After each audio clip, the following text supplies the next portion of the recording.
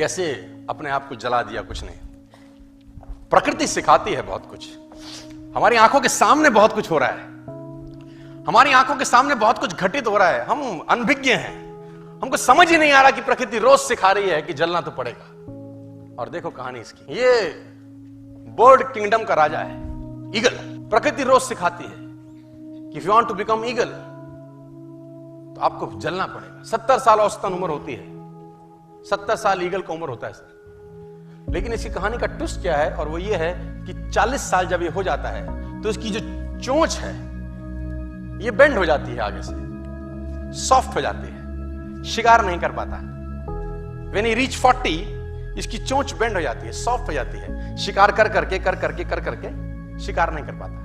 इसके जो पंख हैं जिससे उड़ता है वो इतने भारी हो जाते हैं कि वो छाती से चिपक जाते हैं, इतने भारी हो जाते हैं कि छाती से चिपक जाते हैं, इसको उड़ने में तकलीफ होती है। इसके जो पैर हैं जिससे झपटा मारता है वो नाखून टेढ़े हो जाते हैं, कर करके 40 साल।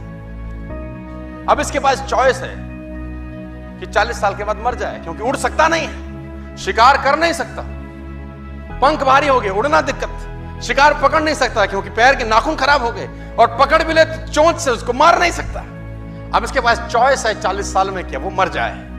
लेकिन मैं आपको बताना चाहूंगा, प्रकृति सिखाती है कि ईगल ऐसा नहीं करता। 40 साल की उम्र में ईगल अपने एरिया की सबसे ऊंची चोटी पर चला जाता है और जो चोंच है उसको सामने वाले पत्थर पे मारना चालू करता है।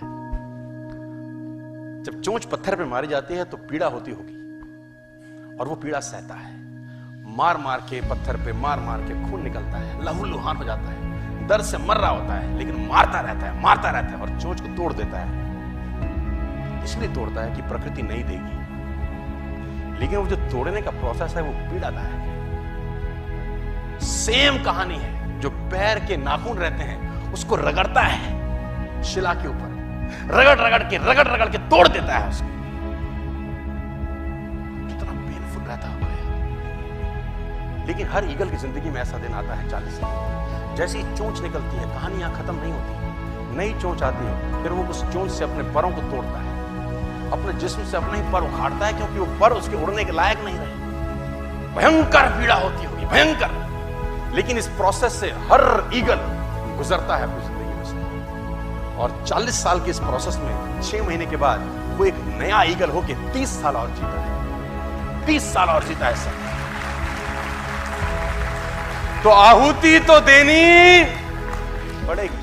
आज कल परसों चॉइस आपकी है। मैं फिर कहता हूं, आज कंफर्टेबल हो जाएंगे तो जिंदगी अनकंफर्टेबल होगी।